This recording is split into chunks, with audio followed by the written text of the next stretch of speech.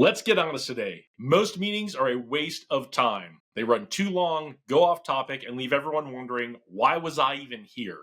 But what if your meetings could actually solve problems, spark collaboration, and make people want to show up? Let's talk about how to run meetings that people don't hate coming to.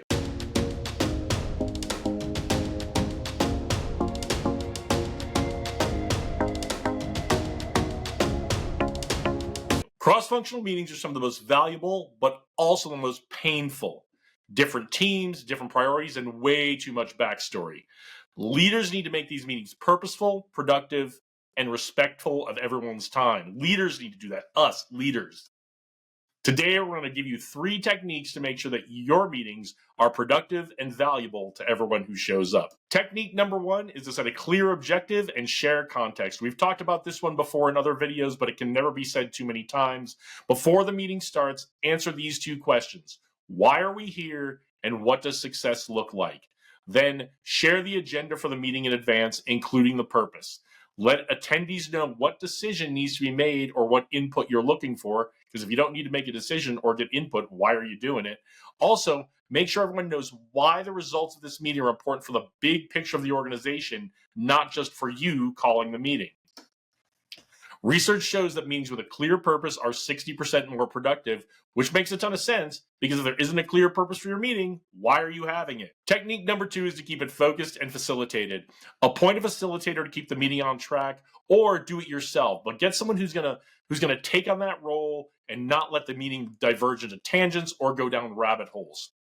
Use time blocking in your agenda to assign specific time slots to each topic. If something needs a deeper dive, take it offline.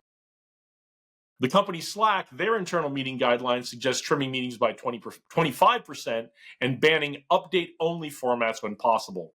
Those updates can be emails or put them on Slack. I'm sure they'd like that. Technique number 3 is to make it actionable and inclusive. Wrap the meeting with clear decisions, next steps, and owners for each action item.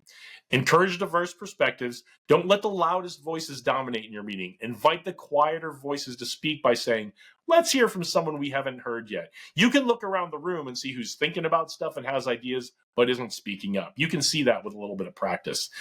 McKinsey research shows that inclusive meetings lead to better decision quality and team morale. And we all know that if the task is hanging out there without an owner, it just will not get done. All right. Now you've got 3 more tools to make sure that your meetings will be something that even if people don't really want to attend, at least they won't avoid. Remember to define the goal and send it out before the meeting. Stick to the agenda and time box each item. Use or be a strong facilitator to keep things focused, and capture action items and assign owners, and actively include all the voices at the table, because otherwise, why do they need to be there? They can be doing something else. If you found this helpful, please like it and share it with someone who can use it. Also, subscribe for more tips like this. Tell us in the comments what's one meeting tactic you use that actually works to keep your meetings on track and people engaged. If you like what you see in these videos, check out our Be the Boss program. It's an online 16-lesson program that lets you go at your own pace and covers a lot of material that will help you be the kind of leader you always wish you had starting out. Also comes with weekly group coaching online.